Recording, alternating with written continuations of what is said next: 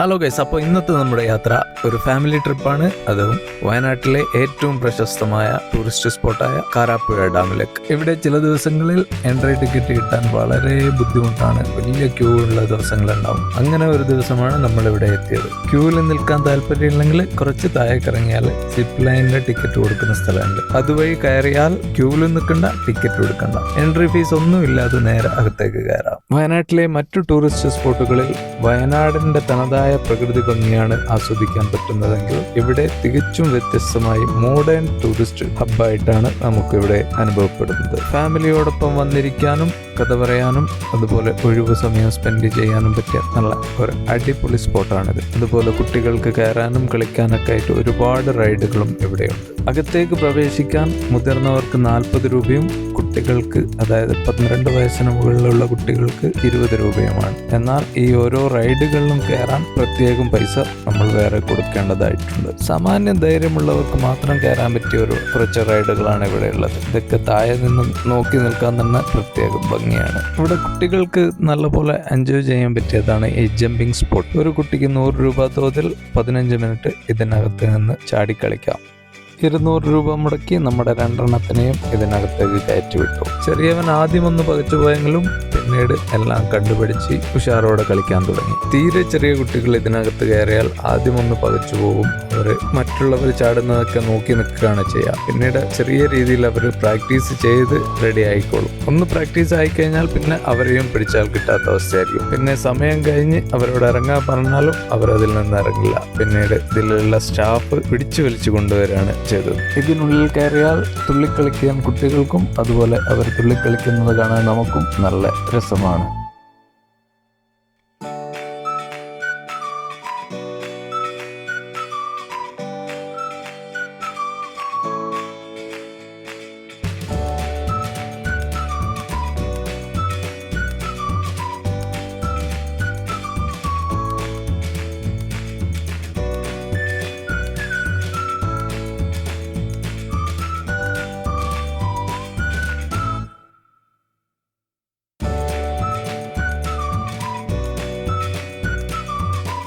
ഇനി നമുക്കിവിടെ പണം മുടക്കിയാൽ കാണാവുന്ന ഒരുപാട് സ്പോട്ടുകളുണ്ട്. പോക്കറ്റിൽ നിറയെ പണമുണ്ടായതിനാൽ നമ്മൾ അതിന് മുതിരാതെ പണം മുടക്കാതെ കാണാൻ പറ്റിയ അടുത്ത സ്പോട്ടിലേക്ക് പോയി. അതായത് ഡാം വ്യൂ പോയിന്റ്. അവിടത്തേക്ക് ഇവിടുന്ന് കുറച്ച് ദൂരം കാൽനടയായിട്ട് വേണം പോകാൻ. ഈ കാണുന്നത് യന്ത്ര ഊഞ്ഞാലിൽ കയറിയിരിക്കുന്ന 3 ആളുകളാണ്. ഇതുപോലെ പൈസ കൊടുത്താൽ കയറാവുന്ന സാഹസികമായ റൈഡുകൾ ഇവിടെ ഒരുപാടുണ്ട്. നമ്മൾ അതിലൊന്നും കയറാതെ നേരെ ഫ്രീ ആയിട്ട് കാണാൻ പറ്റുന്ന പ്രകൃതി നമുക്കായി ഒരുക്കിയ ഡാം വ്യൂ പോയിന്റിലേക്ക് മെല്ലെ നടന്നു.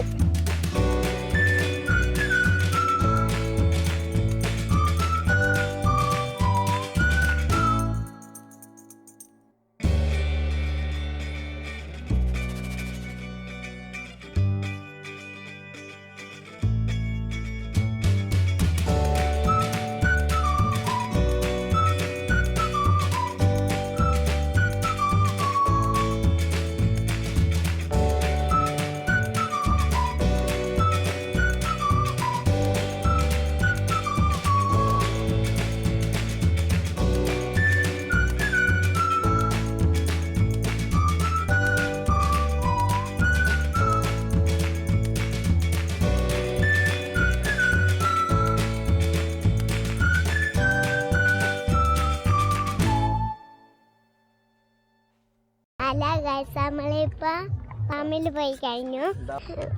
ഡാമിത്തെ പാർക്ക് കയറി കുറേ തുള്ളി കഴിച്ച്. അപ്പം നമ്മൾ ഇനി പോപ്കോണും ഐസ്ക്രീമും തിന്നാൻ പോകുന്നതാണേ.